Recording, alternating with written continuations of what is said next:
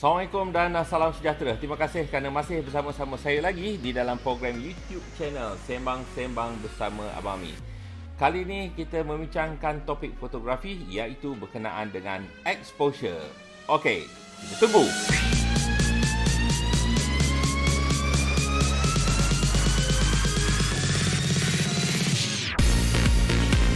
Okey, hari ini kita nak membincangkan pasal exposure di dalam fotografi. So, di dalam fotografi sebenarnya dia ada banyak kriteria-kriteria lain lagi. Yang paling penting adalah composition, yang kedua is about lighting, yang ketiga is about your lenses, yang keempat is about exposure, dan yang kelima is about post-processing.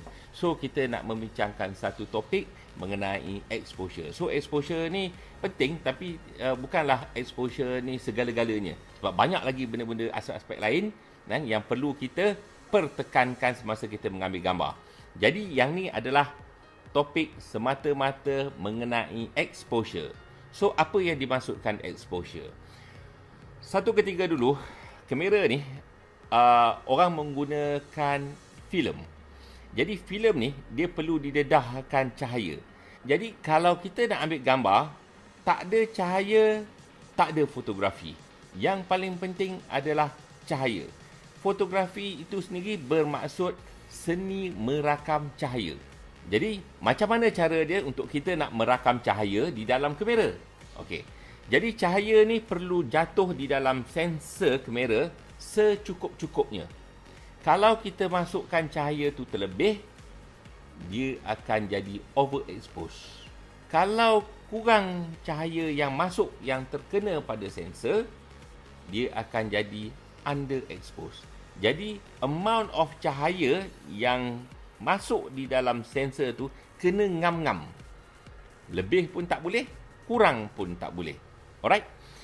Jadi, macam mana nak kawal kemasukan cahaya ni? Okay. Di dalam kamera ni, dia ada 3 setting utama. Okay? Apa setting-setting tu? Yang pertama adalah ISO. Yang kedua adalah aperture. Dan yang ketiga adalah shutter. Okey, apa peranan setiap satu ni? Okey, kita tengok dekat sini. Kawalan ISO bertujuan untuk mengawal kepekaan cahaya pada sensor tersebut.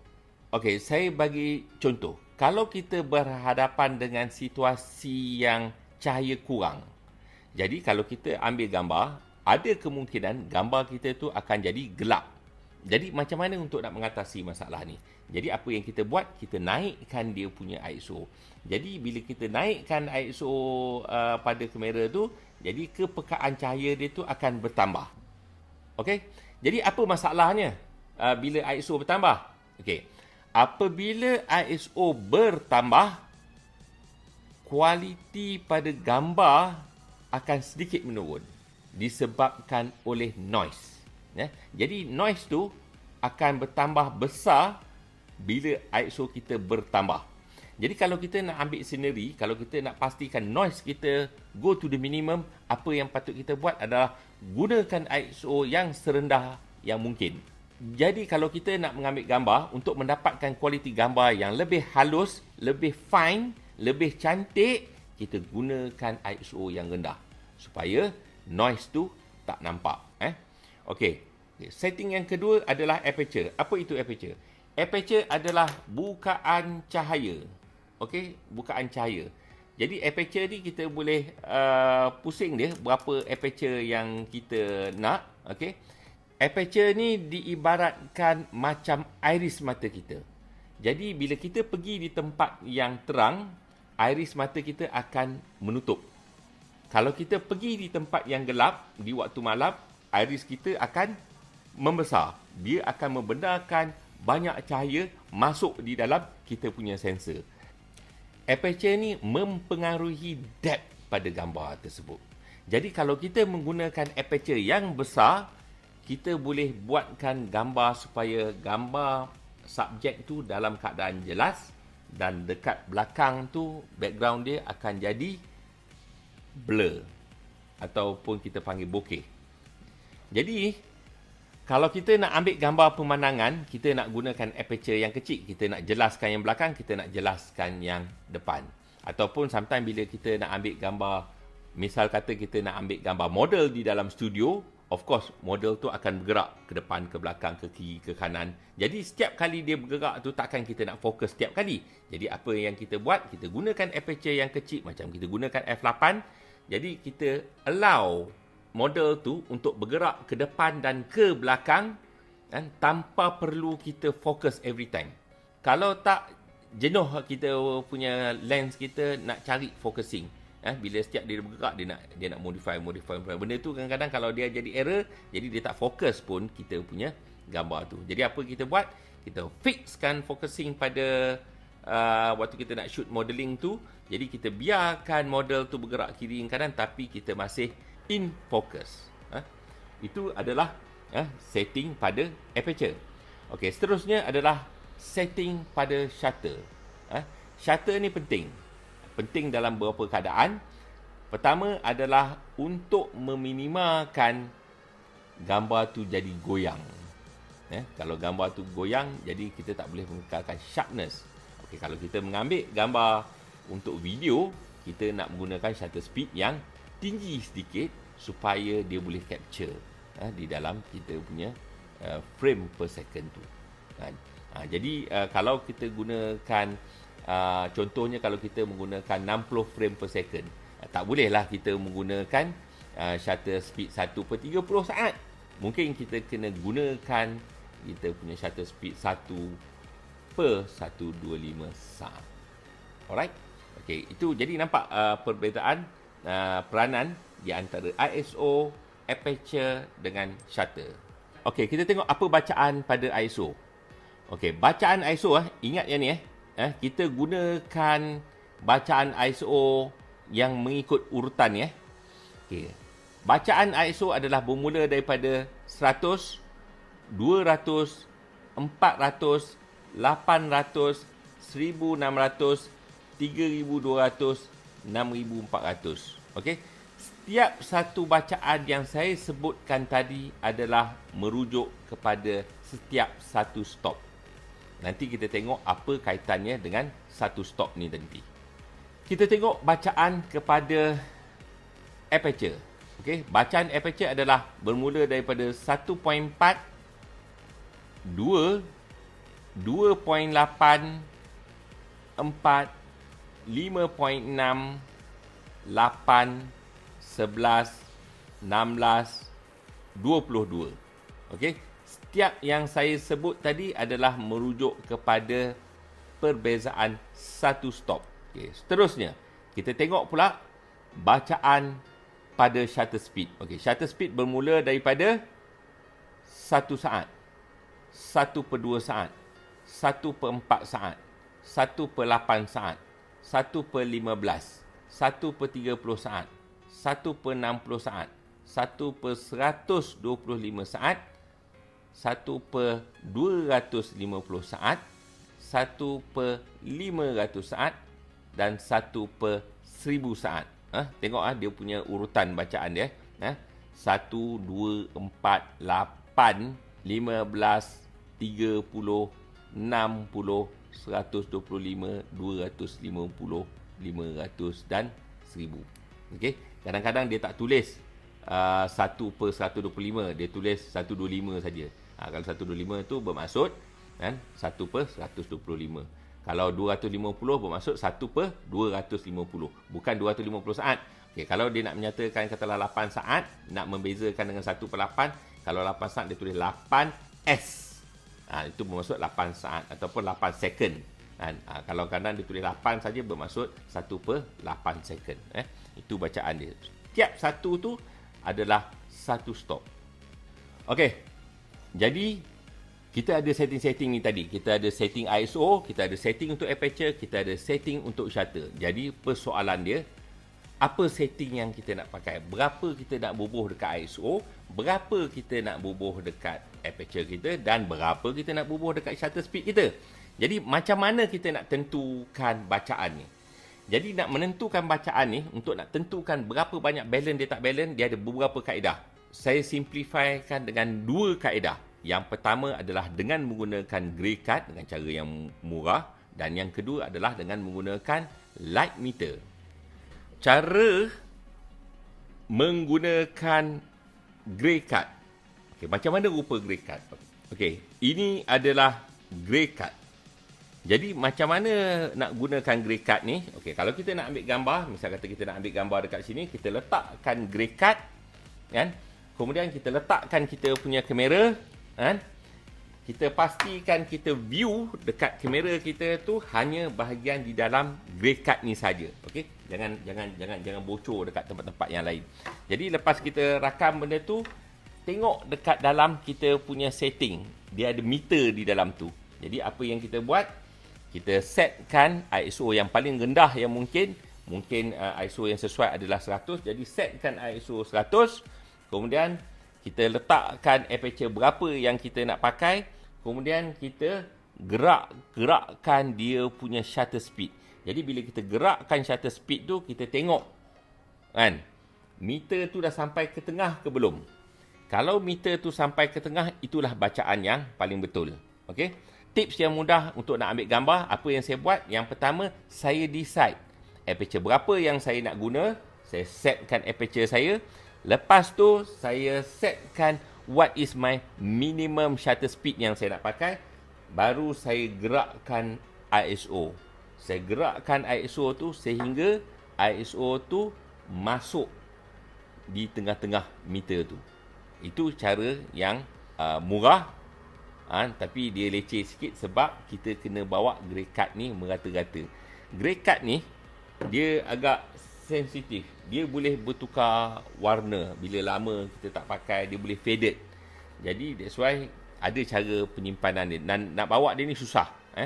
Jadi cara yang seterusnya, yang tepat tapi sedikit mahal adalah dengan menggunakan light meter. This is light meter. Okey, cara nak pakai light meter ni, yang pertama saya setkan aperture yang saya nak. Saya tentukan ISO yang saya nak pakai. Kemudian saya tekan butang measure. Bila saya tekan butang measure, dia akan bagi reading saya punya shutter speed. Semudah macam tu. Jadi kalau saya nak gunakan shutter speed yang lebih tinggi, saya boleh adjust dia punya ISO dan dia akan memberikan jawapan yang terus. Kadang-kadang, bila kita menggunakan teknik bacaan macam tadi, menggunakan meter tu, kita letakkan meter tu center di tengah-tengah. Bila kita ambil gambar, kadang-kadang kita dapat gambar tu tercerah. Kadang-kadang kita dapat gambar tu tergelap. Kenapa jadi macam tu? Sebab kita tertipu. Jadi, macam mana nak mengelakkan kita tertipu dan kenapa kita kena tipu? Konsep bacaan exposure terbahagi kepada dua jenis. Yang pertama, kita panggil dia sebagai reflektif. Yang kedua, kita panggil dia sebagai incident. Meter reading yang ada pada setiap kamera menggunakan teknik metering reflektif. Teknik bacaan reflektif menyebabkan ramai fotografer tertipu.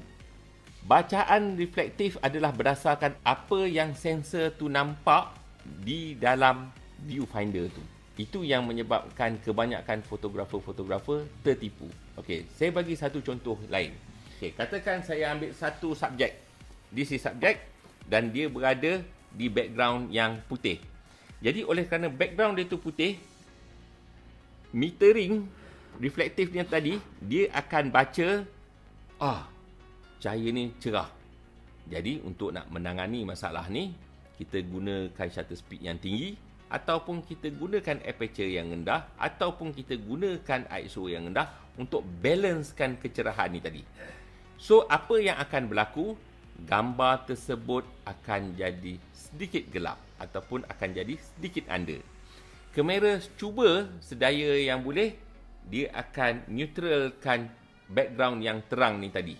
Jadi dia akan menyebabkan background tu sepatutnya berwarna putih, tapi oleh kerana dia cuba nak betulkan keadaan, background warna putih tu tadi dia akan jadi grey. And same thing goes to apabila someone berada di tempat yang gelap. Bila kita ada subjek tu akan jadi cerah. Kenapa subjek tu jadi cerah? Disebabkan background yang gelap tu menyebabkan reflective metering mengatakan, foto yang dia nak ambil tu gelap. So kita increasekan dia punya ISO, kita perlahankan dia punya shutter speed atau kita besarkan dia punya aperture. Jadi bila dia besarkan aperture dia ataupun dia tinggikan ISO ataupun dikurangkan shutter speed, dia akan menyebabkan subjek tu overexpose. So, sebab tu kita kena membaca reading secara insiden. So, metering cara insiden, kita ada dua cara. Satu, kita menggunakan gray card. Yang kedua, kita menggunakan light meter. Jadi, macam mana cara kita nak baca dan kenapa dia tepat? Okey, contoh dia. Katakan saya ada satu subjek. Tak kira apa warna. Saya letakkan saya punya meter. Kan? Menghala ke source of light ni tadi, saya baca reading, saya akan dapat bacaan dekat sini. Jadi bila gambar yang saya rakam, rambut yang hitam akan kekal hitam, baju yang putih akan kekal putih dan exposure akan dapat dibaca dengan tepat pada subjek tersebut. Jadi metering ni pun ada cara-cara metering dia. Kalau kita nak meter pada subjek portraiture, kita meter dia di bawah dagu. Kita halakan bola sensor ni terus kepada lensa kamera kita dan kita dapatkan reading dia terus. Itu satu bab lain. Okey, sekarang ni kita nak belajar macam mana kita nak balancekan kita punya exposure. Okey? Satu contoh. Okey. Katakan sekarang ni saya menggunakan ISO 800. Shutter speed saya gunakan 1/60 dan aperture saya gunakan 2.8. Jadi kalau saya decide nak pakai shutter speed 125 tanpa mengubah saya punya ISO, so berapa aperture yang saya nak pakai? Jadi tengok dekat sini daripada bacaan asal adalah 1/60. Saya nak pakai 125. Jadi bila daripada 1/60 saya gunakan shutter speed 125, dia akan menyebabkan gambar saya akan jadi kurang satu stop. Jadi untuk balancekan balik, apa yang perlu saya buat adalah daripada aperture 2.8 ni tadi, saya kena besarkan dia lagi satu stop, saya kena gunakan f2. Okey, katakan saya tak nak usik. Saya punya lens saya memang ada sampai 2.8 saja. Saya tak boleh pergi pun f2. Jadi saya tak boleh nak ubah saya punya aperture. Apa yang saya buat is saya naikkan ISO. Kalau tadi saya gunakan ISO 800, so naik satu stop adalah ISO 1600. Jadi kalau satu ketika dulu kita tak ada kamera yang digital macam ni, yang boleh, yang ada AI, yang boleh kita set auto ataupun yang kita boleh set program ataupun sebagainya. Dulu tak ada. Jadi apa yang kita buat, kita gunakan calculation tu dekat kita punya otak kita. Kita congak sendiri. Kalau kita turun satu stop, kita naik satu stop dekat sana. Kalau kita naik dua stop dekat sini, kita kena turun satu stop sini dengan satu stop dekat sini supaya dia balancekan balik. Jadi macam tu. Jadi kita kena congak. Jadi cara nak congak paling mudah, saya recommend bila nak ambil gambar, gunakan aturan setting yang macam saya cakap tadi. Kalau guna ISO, gunakan ISO yang tak pelik. Gunakan start 100, 200, 400, 800, 1006, 3002. Supaya kita ingat aturan dia setiap satu tu adalah satu stop. Okey, kalau nak gunakan aperture, saya recommend gunakan 1.4, kemudian gunakan 2.8, 4, 5.6, 8, 11, 16, 22. Supaya kita ingat dia punya aturan dia setiap keluk-keluk satu stop tu. Jadi kalau kita naikkan satu stop, kita turunkan satu stop dekat sini. Same thing goes to shutter speed. Jadi kalau nak guna shutter speed, jangan guna shutter speed yang pelik-pelik. Guna shutter speed yang ikut urutan. Okey. 1, 2, 4, 8, 15, 30, 60, 125, 250, 500 dan 1000. Jangan pakai yang pelik-pelik. Contoh, janganlah pakai 1/80. Janganlah pakai 1/100. Jadi susah nak kira. Jadi kalau kita disiplinkan diri kita waktu nak ambil gambar, gunakan aturan ni, dia akan jadi lebih mudah untuk kita nak buat calculation. Macam saya kadang-kadang dekat kamera saya pun saya setkan, setiap kali saya pusing saya punya knob, dia akan berubah sebanyak satu stop. Dan saya dalam apa-apa keadaan, saya tak pernah percaya bacaan yang datang daripada reflective metering. Jadi bila saya nak dapatkan reading, untuk tidak membuang masa saya semasa saya mengambil gambar, saya sentiasa bawa light meter saya ke mana-mana. Dia tak akan menghampakan saya. Itu saja untuk hari ini. Jika anda berminat dengan video saya ni, jangan lupa untuk subscribe, like dan komen dekat bawah. Jika video ini memanfaatkan anda, jangan lupa untuk sharekan kepada kawan-kawan anda. Sekian saja. Bye-bye. Thank you.